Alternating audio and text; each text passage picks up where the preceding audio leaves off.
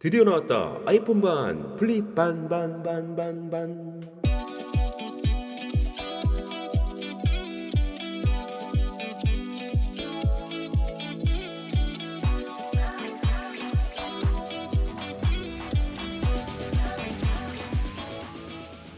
안녕하세요. 세상 신기한 그러면서 재미있고 유익한 테크 이야기 자료주셨습니다. 여기는 말방구 실험실입니다. 오늘은 정말 재밌는 폰을 가지고 왔습니다. 이게 그냥 멀리서 그러니까 한 100m 정도 뒤에서 보면 Z 플립 5처럼 보이기도 하지만 다르게 보면 아이폰 폴더블 스마트처럼 보이기도 합니다. 삼성과 애플을 적절하게 섞었지만 결국엔 쓰레기.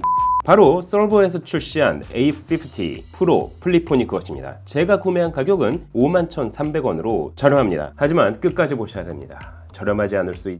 패키지 박스는 제법 아이폰과 갤럭시 Z 플립 5와 닮아 있습니다. 오, 정말 그럴싸하게 제작됐는데요. 최근엔 어댑터를 제공하지 않다 보니 이처럼 검정색 박스에 두께만 얇게 디자인해도 비슷해 보입니다. 하지만 인쇄 상태를 보면 역시나 저렴합니다. 그래도 제품명이 A50 프로인 만큼 프로급의 라인이 아닌가 싶은데요. 박스를 개봉하면 아이폰 반, 플립 반 본체, 그 아래로 충전 케이블, 유심 툴, 휴대폰 고리 및 심지어 전용 케이스까지 제공해주고 있습니다. 환경을 위해 어댑터를 제외한 나머지 구성품은 박스가 작아도 다 챙겨 넣었는데요. 하지만 자세히 보면 이것도 결국엔 쓰레기.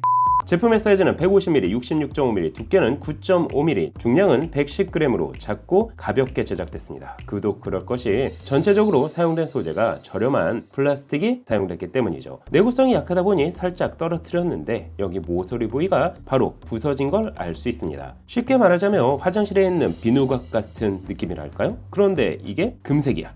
실제 갤럭시 Z 플립 5와 크기를 비교해보면 전면 액정 사이즈 정도라 할 수 있습니다. 전면부는 아이폰 15 프로 카메라 디자인과 흡사한 트리플 카메라, 측면에는 액정이 아닌 검정색 바탕에 트위터와 전화, 벨소리 등 정보 알림 인쇄판이 위치하고 있습니다. 그래도 플라스틱 위에 또 하나의 투명 플라스틱으로 마치 강화 유리 느낌을 살려 디자인했습니다. 포트 구성을 보면 하단에는 스피커, 3.5mm 이어폰 포트, 타입C 포트, 마이크, 상단에는 LED 후레쉬가 위치하고 있습니다. 보통 카메라와 함께 사용되는 기존 스마트폰과 달리 애초에 램프 용도로 LED를 탑재한 폰은 러기드 폰을 제외하고는 이 폰이 처음일 것 같습니다. 우측면에는 램프 작동을 위한 버튼이 위치하고 있습니다. 심지어 아날로그 버튼이 적용됐습니다. 위로 올리면 켜지고 이런 식으로 내리면 꺼지는 방식입니다. 좌측면에는 스마트폰 고리 연결 부위와 유심 포트가 위치하고 있습니다. 유심은 중국폰답게 듀얼 유심 그리고 마이크로 SD카드 슬롯도 지원합니다. 대부분의 폴더블 스마트폰은 힌지에 기술력이 집중되어 있죠. 부드럽게 열리고 고정이 되면서 힌지는 안쪽에 보호될 수 있도록 별도의 커버로 덮여있는 디자인입니다. 하지만 이번 제품의 가장 충격적인 부분은 바로 힌지에 있었습니다. 그냥 검정색 플라스틱으로 토션 스프링을 넣어 접거나 그의 반동으로 펼쳐지게 제작됐기 때문이죠. 뭔가 장난감총을 가지고 놀면 이런 느낌이 들까요?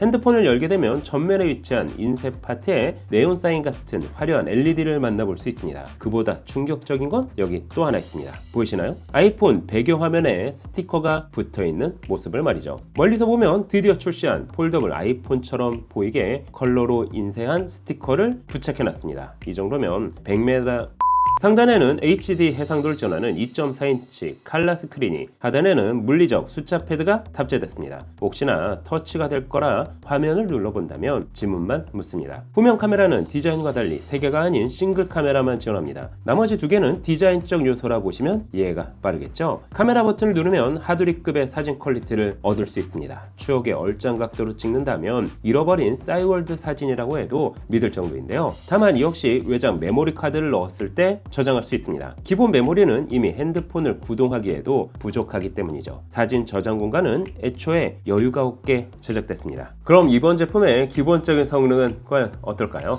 놀랍게도 FM 라디오 기능을 사용할 수 있습니다. 이어폰만 연결하면 핸드폰 개통과 무관하게 라디오를 즐길 수 있습니다. 당연히 전면에 달려있는 램프도 마찬가지입니다. 또한 지루한 시간을 보낼 수 있게 기본적으로 고사양 레이싱 게임을 탑재했습니다. 어떤 로그인도 통신사 개통도 필요 없이 게임을 즐길 수 있습니다. 32화음과 함께 즐기는 레이싱 게임은 주변 친구들과 함께 즐긴다면 인싸가 될 수도 있을 것.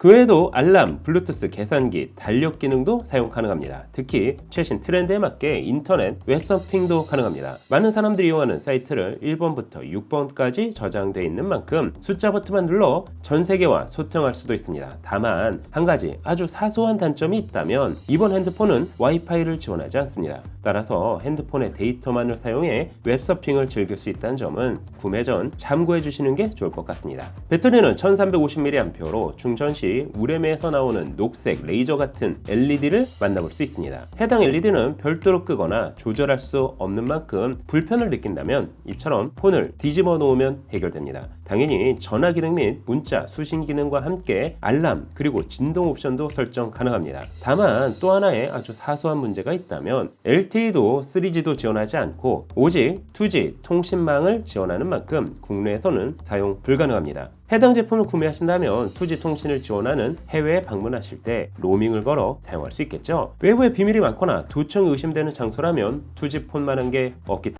제가 구매한 가격 5만원, 사실 성능을 놓고 보면 5만원도 버린 것 같습니다. 갤럭시 S24가 출시된 만큼 저렴해진 갤럭시 S23 혹은 사전 예판 혜택이 많이 들어가는 갤럭시 S24를 알아보시는 게 정신건강에는 더 좋을 것 같습니다. 그냥 세상엔 이런 폰도 있고 저처럼 이런 폰을 구매하는 사람도 있구나 정도로만 즐겁게 봐주시면 좋을 것 같습니다. 여러분이 보시기엔 어떠신가요? 아이폰 반, 플립 반. 오늘 영상은 여기까지.